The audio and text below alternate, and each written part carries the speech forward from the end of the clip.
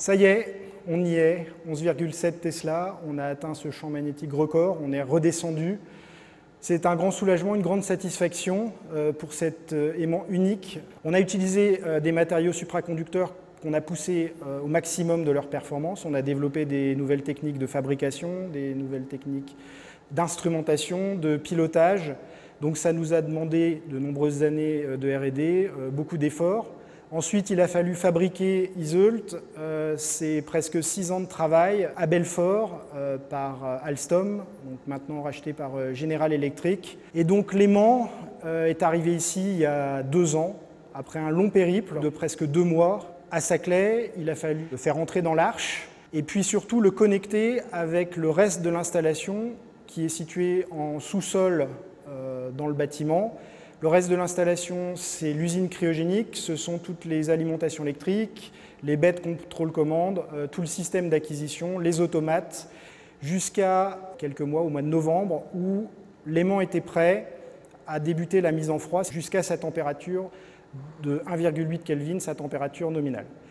Et puis ensuite, on a monté le courant, palier après palier. Il fallait à chaque étape vérifier l'évolution de la carte de champ magnétique, qui est une image directe de la déformation des bobines à l'intérieur de l'aimant. On a fait des mesures magnétiques à 1,5 Tesla, à 3 Tesla, à 7 Tesla. On a fait un test de tous les systèmes d'arrêt d'urgence, de tous les systèmes d'acquisition. On a même provoqué des décharges volontaires de l'aimant pour vérifier qu'en cas de problème, tout fonctionnait parfaitement. Et puis il y a quelques jours, tous les voyants étant ouverts, on a décidé de se lancer.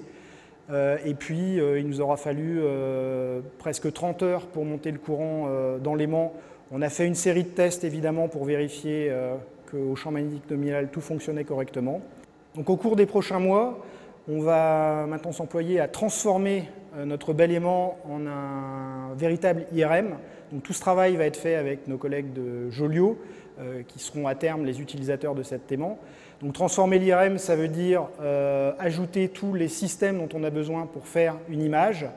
Ça veut dire habiller l'aimant avec un carter en plastique, rajouter un lit pour le patient et puis équiper l'arche pour permettre l'arrivée du premier volontaire.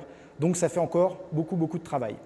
Donc voilà, tout ça on l'a fait, on est évidemment ravis. Alors Iseult, c'est un très gros travail technologique, mais c'est aussi une super aventure humaine qui parfois prennent le pas sur les véritables anecdotes scientifiques. Mais non, Iseult, c'est aussi et surtout une très belle aventure humaine.